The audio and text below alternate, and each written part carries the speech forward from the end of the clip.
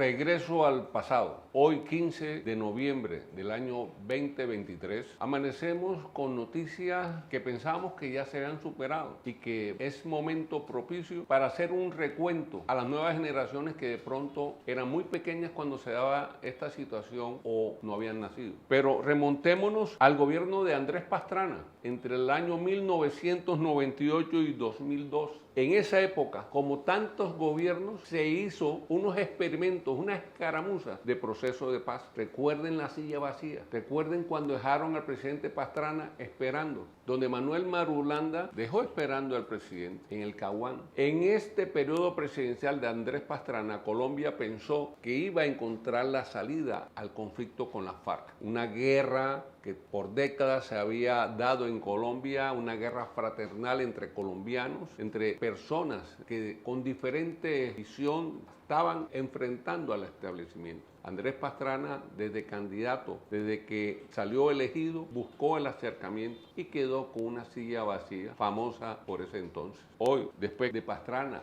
vino el periodo de Uribe, vino el periodo de Santos, vino el periodo de Duque, vino el periodo de Petro y quiere retomar un proceso de paz parecido al de Santos, inspirado en todos los gobiernos que en su oportunidad buscaron cómo silenciar las armas, cómo incorporar a la vida civil a los grupos violentos. Hoy Petro nos está entregando un panorama muy similar al que recuerdo en el gobierno de Pastrana. Salíamos de carretera, de una ciudad a otra. Sabíamos cuándo salíamos, pero no sabíamos cuándo íbamos a llegar. Porque las carreteras en Colombia se iban llenando de pescas milagrosas, retenes ilegales de la guerrilla de ese momento, donde revisaban los carros y quienes le veían cierto perfil, ciertas características socioeconómicas, pues eran secuestrados. Esa Colombia que en su momento los que tenían agroindustria, los que eran ganaderos, no podían visitar sus fincas porque las guerrillas se las tomaban.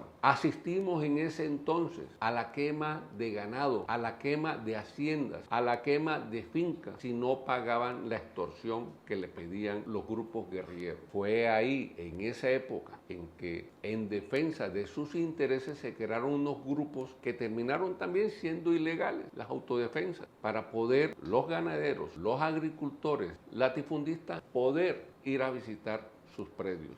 Hoy Santa Marta, el Magdalena, se despierta con una noticia y es que los terroristas, las personas al margen de la ley, se han tomado y quemado una finca en zona bananera. Ustedes están viendo las imágenes, ustedes están viendo en qué estado quedó esta finca bananera. Pero así como ocurre en el departamento del Magdalena, también ocurre en el departamento de La Guajira. Una finca de más de 100 hectáreas fue incendiada, fue quemada. El promedio de gente, de mano de obra, que trabaja por hectárea es de una persona. Una finca de 100 hectáreas son 100 personas que hoy amanecieron sin trabajo porque quemaron esa finca. Y lo mismo sucede con el de zona bananera. No solamente están atentando contra los intereses de un sector altamente productivo que genera beneficios sociales, genera impuestos, genera trabajo, están generando también el caos y la incertidumbre. Hoy volvemos a tener miedo de tomar carretera, de circular por el departamento. No en vano, Guajira y Magdalena han sido territorios recientes de secuestro. El papá de Lucho Díaz en La Guajira fue secuestrado, que por la connotación mundial, porque es una estrella su hijo, la resolvieron. No sabemos si pagaron o no pagaron rescate. Lo cierto es que hubo un secuestro. Se atrevieron a secuestrar en La Guajira. Hay en este momento en el departamento del Magdalena al sur,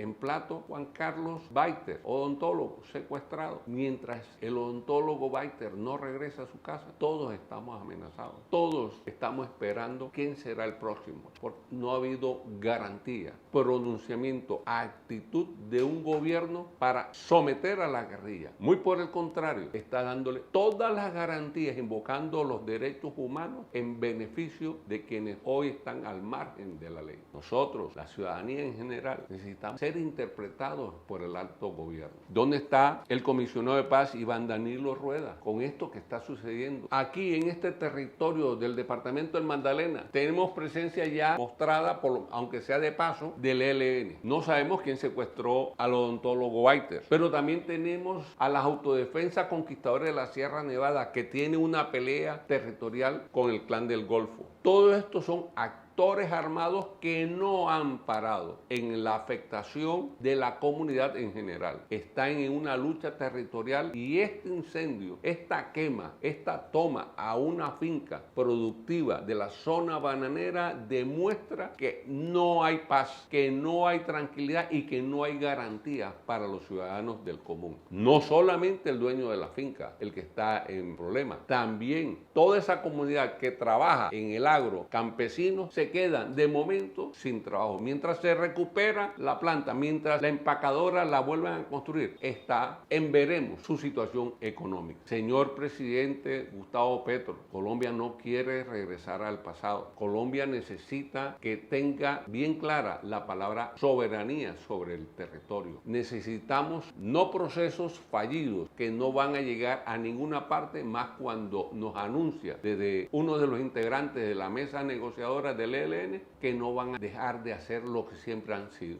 guerrilleros. Nosotros, los de la sociedad civil, los particulares, los gobernados, nos preocupa el rumbo que está tomando esto. ¿Por qué? Porque un gobierno, como en el pasado, dejó que prosperara la inseguridad en nuestra vida cotidiana, generó que llegara a gobernar un gobierno de extrema derecha. Eso pasó y eso es cíclico. Si usted no es capaz de atender estas necesidades, usted está eligiendo al próximo presidente de Colombia y le garantizo que no es de su orilla política. Reaccione, gobierne para todos los colombianos. Esos actores al margen de la ley tienen un negocio establecido para funcionar así como están. No están interesados en un proceso de paz. No hay garantías con base en las declaraciones de un guerrillero en acción que hace parte de la mesa que van a seguir secuestrando. ¿A quién van a secuestrar? ¿A quién van a quemar? A las fincas. Tenemos que seguir asistiendo a estas situaciones dolorosas donde se ve afectada la inversión, donde los inversionistas no van a ver hacia este lado porque buscarán escenarios más favorables. Reacciones, señor presidente. Colombia necesita un presidente que funcione en beneficio de todos y su intención de una paz total definitivamente debe ser replanteada.